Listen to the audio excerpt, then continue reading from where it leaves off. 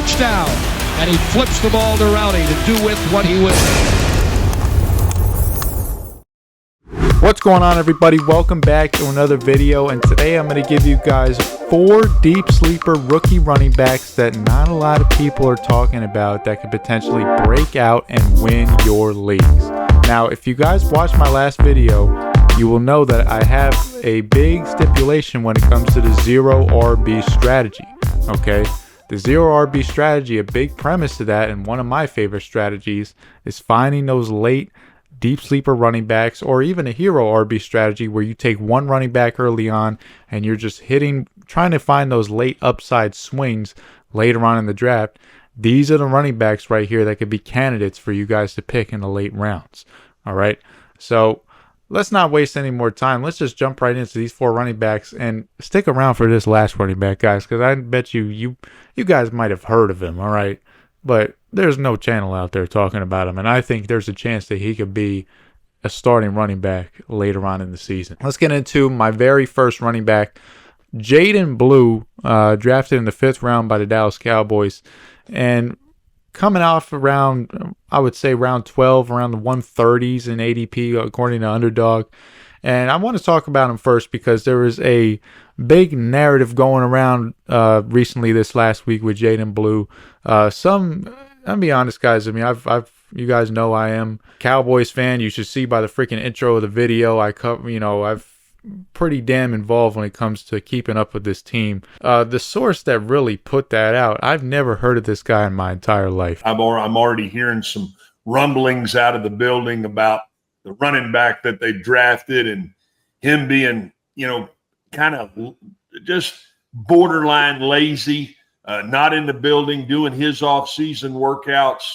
So maybe he's saying, hey, one Longhorn to the other Longhorn, get your ass in here and let's get going a little bit, because I think that's a firm message that needs to be sent. And he's putting out big headlines like this, calling players lazy. I mean, hell, I've done it myself, to be honest with you. So I mean, I can't point at him and say what is wrong with him, but to really do this off really no factual information, it's a little bit of a stretch in my opinion. But let's break down what I know personally about Jaydon Blue's character. Now, no, obviously I have not met Jaydon Blue in person. I've never coached him myself. All right, but let's take it all the way back to his high school days, where Jaydon Blue was a damn near 5-star recruit coming out of Texas, where he was the #1 recruit in Texas. Okay, and guys, that is a huge achievement in itself. Texas is the hub of football. Texas football is larger than life. To be the #1 recruit in Texas at all positions goes to show the kind of talent that this guy had. And in his senior year, I don't know the reason why. I researched heavily, but I just couldn't find a reason why he was kicked off the team. And it just it was very weird. But if you're a great person, great character, why would you be getting kicked off the team? He's obviously a great player. So for a player of his stature to get kicked off the team is very, it's a little weird, to be honest with you guys. Okay, so there's definitely some character concerns. I don't know if it's just laziness. There is something there. There could be something totally different than laziness, but it basically sent his whole recruiting, it sent this whole recruitment process into an S-storm, if I'm being honest with you guys.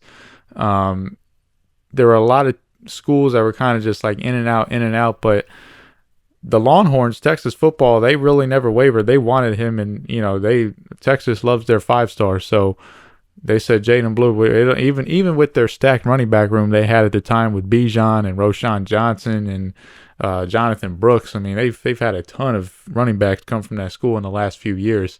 They still took on Jaydon Blue, and because I guess they had to have the talent. But getting over to his actual playing ability, you see the talent is pretty evident. In a little bit he got on the field, I think this past year he finally showed something of what he can do. He has speed and home run ability. This guy is almost a 200-pound running back, just a little bit short, $195-ish, and he has 4.3 speed. Okay, you watch that long run he had against the University of Clemson. I mean, that was a huge play that basically displays what this guy is as a player. Not really much of an early down bruiser. But he's very effective in the passing game. Very good with catching and just hitting the turbo. Catch and go is really his game. And, we're looking at most leagues now in fantasy, which are PPR based. Those are the type of running backs that we're looking for. I mean, granted, I love the bruiser backs. Those backs are, near and dear to my heart. But fantasy football standard is really not, unless you guys play in standard leagues, but most of your leagues, over 75% of your leagues at this point worldwide, are PPR based in some sort of fashion. So we're looking for those pass catching running backs, those guys that are going to be on the field in passing situations, nickel, dime, whatever. We want pass catching running backs, plain and simple. So when it comes to 3 receivers, 1 running back, I think when the Cowboys are going to that, this is when this guy's going to enter the game. And, if he can show some improvement in pass pro, which is still a little bit of a work in development, as really is Jaydon Blue as a whole when it comes to up here. I mean, he's a 21-year-old kid. All right, that's what I'm trying to bank on with this guy. He's still just trying to get everything together. I mean, to be vaulted into this role, only 3 years of college, really not many problems at college from what I tried to read up on him. He didn't have any run-ins with coaches there, and they didn't play him because they didn't like his work ethic in the background. I don't know. But there were a lot of talented running backs there. It was very hard to get some ticks. So it's kind of a little bit of weird why he didn't get playing time until this past year, but I thought he made the most of it when he was on the field. The one other issue I will say when it comes to just playing his game overall, a little bit of a fumbling issue. Okay, that's got to get cleaned up. You cannot, if you fumble as a rookie, you're going to just go into the doghouse. And it doesn't matter who the coach is.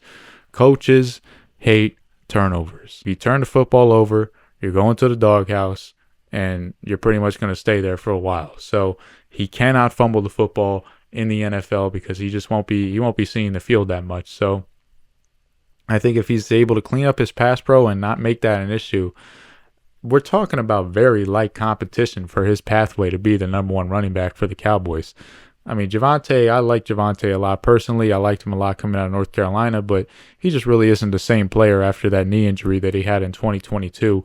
And then when you look at Miles Sanders, who was really floating around the bench in Carolina last year, that's not really competition. So this guy could easily be the number 1 running back. I don't think he'll be an every down back, but he'll be the number 1 pass catching running back and will probably have the most snaps. So I think there's a big pathway for Jaydon Blue, and considering you can get him in the 12th round, you're looking at a big time steal in my opinion. Write his name down and circle Jaydon Blue. The next running back I'm going to get into is Basil Tootin from the University of Virginia Tech, originally from Paulsboro, New Jersey, about an hour from where I am. But had to obviously shout out Jersey, one of the best running backs of all time there. Went to, I'm slipping right now. He went to one school before he transferred over to Virginia Tech for his last 2 years. It was a small school, I think in the North Carolina area, I want to say. But broke the Virginia Tech record for most yards per game and most yards in a game. So he basically lit the world on fire this last year at Virginia Tech. An incredible athlete with game-changing speed. He's a 4.32 guy at the combine. One of the few running backs actually ran at the freaking combine, which is almost a lost art now.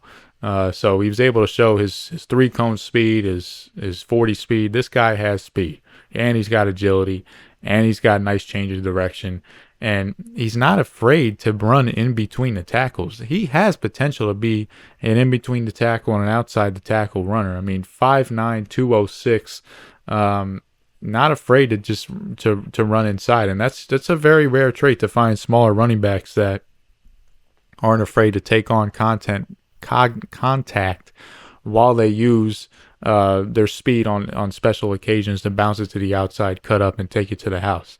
Similar to Blue, another one of his flaws is pass pro isn't all the way where it needs to be, which is really a common trait with a lot of these rookie running backs. If you're 20, 21, 22 years old trying to take on defined edge rushers in this league or a blitzing linebacker, it's just going to be very difficult. Those guys are not college linebackers that are coming in at, 200 pounds soaking wet. We're talking about 230-pound linebackers, who've got 3-4 years of NFL training on them. So it's just going to be very difficult, which is why a lot of coaches, they kind of put the gas on with some of these rookie running backs early on in the season until they gain some strength and maybe gain some technique and improve their pass pro. Once they could trust them, that's when they'll go in the game, because we're talking about projecting 40, 50, 60 million dollar quarterbacks. I mean, those quarterbacks get hurt, the season's over.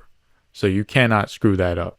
Point blank, period. So it's a very similar scouting report to Jaden Blue, if I'm being honest with you. I think Tootin's more of an inside rusher than Jaden Blue is. But overall, I'm a huge fan of his game. Another thing too, I mean, just going along with, the change of direction. I mean, he's not one of a straight line runner either. I mean, he could run laterally and, not losing speed when he does it. There's a lot of running backs that come in very good straight line runners, but when they have to change direction, they lose speed.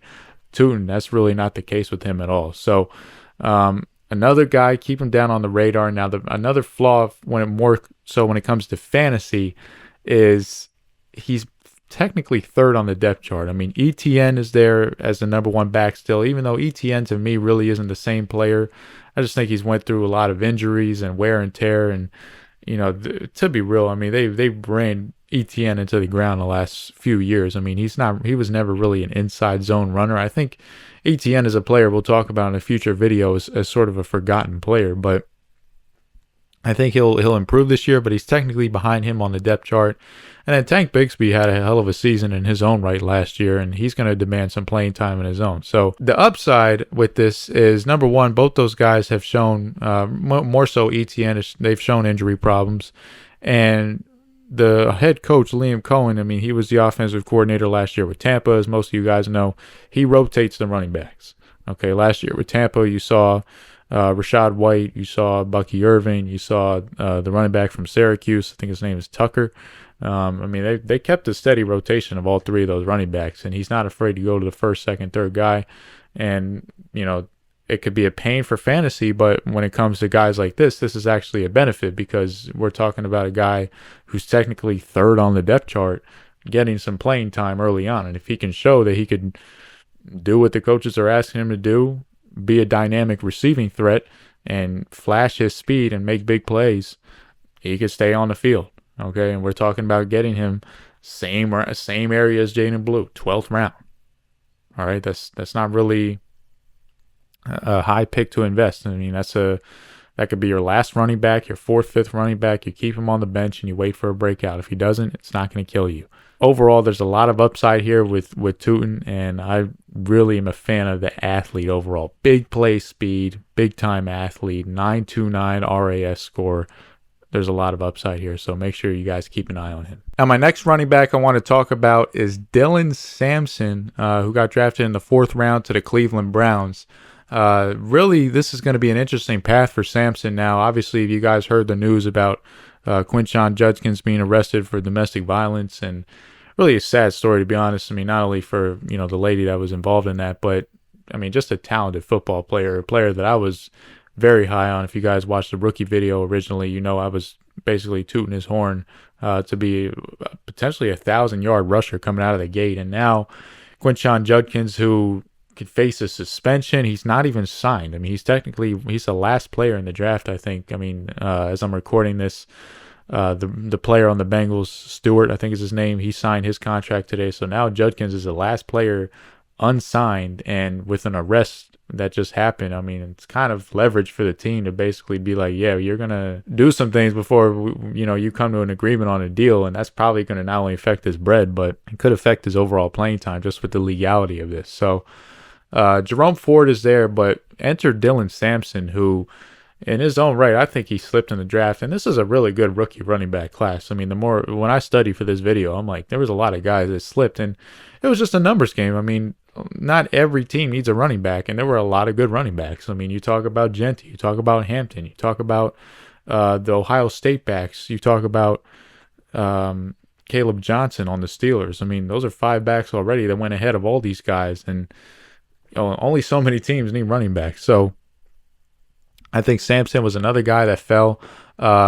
Overall, could even, to be honest, just a little bit better than Tootin, in my opinion.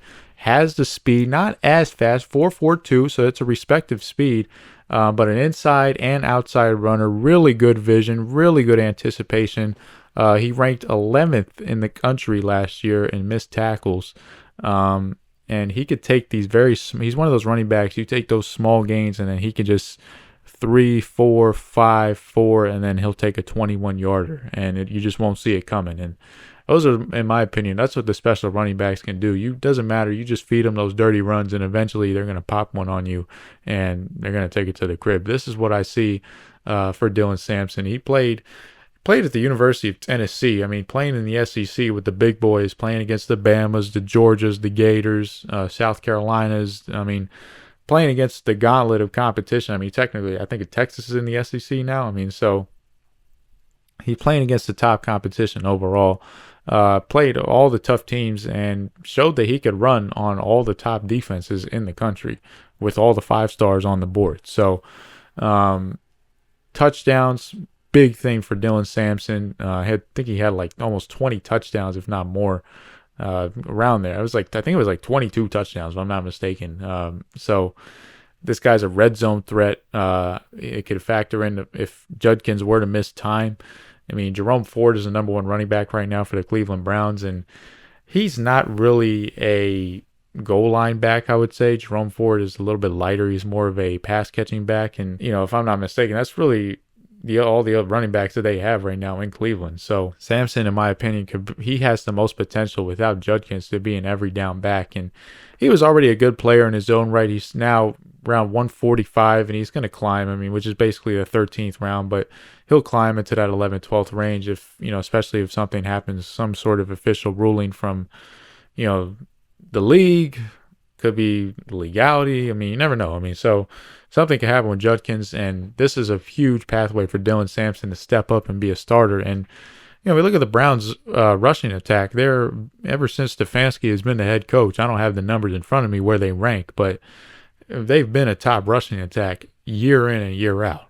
Okay, Stefanski's just a really good run game coordinator. Their offensive line has stayed in the top end of the league. I mean, Nick Chubb was a great running back for them, but even when Nick Chubb went down, I mean, they put in a bunch of guys over the years that have stepped up and been 100-yard rushers. So to say these kids can't come in and do the same thing, to me, that's just not true. I think they absolutely can. So, huge fan of Sampson as a player. I think he's a player that we got to keep out and keep an eye out for, because if Judkins were to miss time, we're talking about an RB1 here in the 12th to 13th round. Okay, I mean, in my opinion, I'll just put it point blank simple. Sampson is a better player than Ford. Okay, I just don't think that's any debate. So Cleveland's in desperate need for some sort of running back, and I think they like Sampson a lot. They just already drafted Judkins, so that's why they're like, might as well take him. We like him this much. Same thing, I guess, when it came to they didn't really plan it correctly, because it was the same thing with the quarterbacks. They like Gabriel, but then, Sanders is here, you might as well take him too. So Sampson was, in my opinion, even with that in mind, he still went very late. Improved in the passing game as well, so I don't think he'll just be a bruiser. He could be involved in the passing game. Just a really well-rounded player. I can go on and on. One of my favorite sleepers to talk about. And my last running back, my deep sleeper running back, you can get him for absolutely free. He's basically undrafted. You guys wouldn't have to put a pick on him in home leagues. You could just put him on, your watch list. Devin Neal from the Saints. Okay, drafted from the University of Kansas in the 6th round. Really good running back. 4,000 yards total at Kansas. He was a starter pretty much every single year he was there. Fell in the draft because of bad 40. And it was a stacked running back class. As I said with Sampson, there were just a lot of good running backs this year. And, to me, I love when there's a good running back class, because not only do you have more fantasy players that are viable, but they're rookies. So the consensus, ESPN, all they do, they slap them on the bottom. They throw them all to the bottom, and you can get these guys for absolutely free. And running back is probably the easiest transition into the NFL. Okay, as long as these guys can get their pass pro corrected.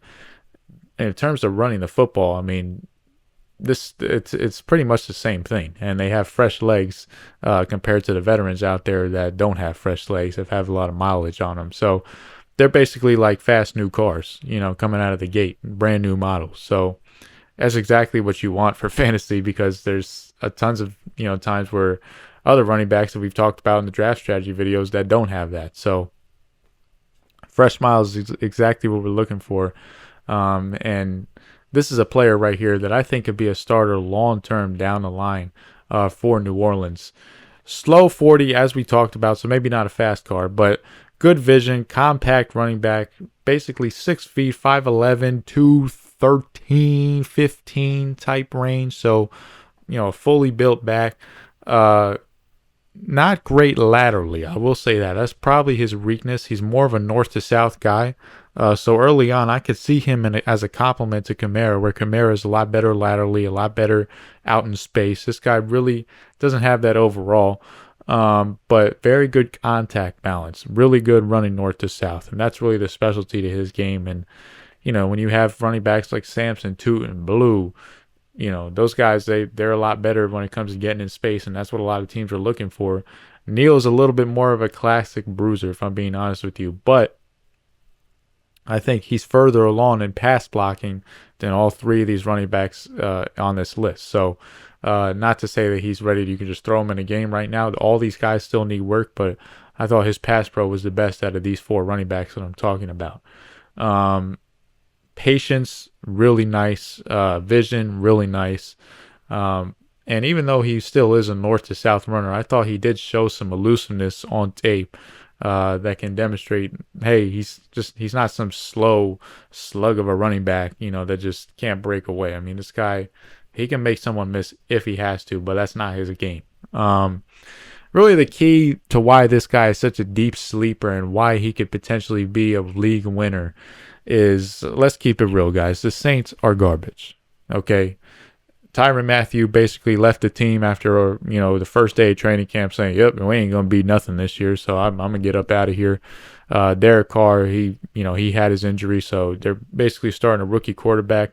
I don't mind Tyler Show or whatever his name is. I think he actually has potential. I wouldn't draft him in fantasy, but I think he's got potential to, be a good player in this league, more of like a Brock Purdy type player. So I see the pathway there, but overall, this team just, rookie head coach, rookie quarterback, they're basically asking for a disaster. So it's not going to be a good team. And veterans are probably going to want to get up out of there. All right, the new trend in the NFL, bad teams with veterans, they're going to call their agents and they're going to cry and they're going to say, hey, I need to get out of here. I need to go to a contender while I still have, 2 years left in this game, and I don't want to waste my time on this losing team. One player that I could definitely see doing that is Alvin Kamara. Okay.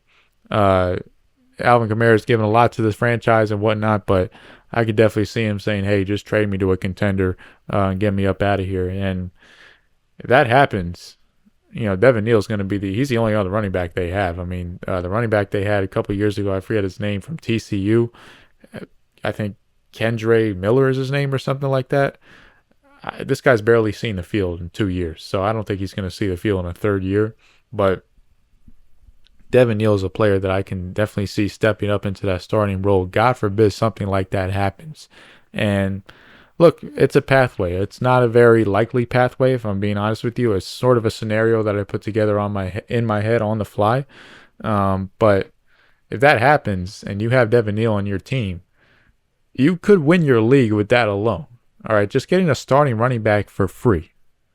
Combining that with 4 other receivers and a league quarterback, and maybe you went a hero strategy, and this is the RB2 to complete the glove, that's a huge, huge, huge impact piece to a league-winning fantasy football team, guys. So something to keep in mind. All 4 of these running backs, there is a pathway. All right, Tootin is probably the one I'm a little bit worried about because he's got to go through 2 guys, but all the other guys out there's a pathway for these guys to start, and that's what makes them a deep sleeper on top of some of the ability that they've shown, where in a stacked running back draft class, these guys slipped just due to the numbers, in my opinion. So there you guys have it. Keep an eye out for these 4 deep sleeper running backs. Also keep an eye out for the Showtime 2025 draft guide, which will be available August 1st to purchase. Okay, I already finished the guide. We're just setting up basically not really a website, but a way for you guys to purchase it, enter your credit card information, PayPal, whatever, and set up some sort of a paywall to just get this platform ready to go so you guys have it easy access. All right, let's just put a point blank period. That's all it is. So once this, I'll probably work on this weekend, finish that up. But the PDF is complete. It's ready to go. It'll have my write-ups on pretty much all the players that I like, why I like them, projections, bottom lines, my grades on them. And then it'll have my draft board, which will be updated throughout the month. Training camp is here, guys. Football is back. Hip, hip, hooray. All right, so there's going to be plenty of updates. All right, it's not like it's just going to be a one-time thing and this will carry you to September. No, I'm going to be updating the thing consistently throughout August, and I'll be letting you guys know. Follow on Instagram, follow on TikTok, Showtime_FF Fantasy. F Fantasy. I say FF commonly. I got to stop doing that. But keep an eye out for updates. I'll be posting when I update it, and you guys will be getting emails if you do purchase it when I update it. So it'll be very easy to follow along once you see it. Click the link down below. Follow the Instagram, follow the TikTok, and keep an eye out for it, and hopefully let you guys know when it is available. So look out for that draft guide. Look out for those sleepers. And you guys will win your league. I'll see you guys in the next one. Peace.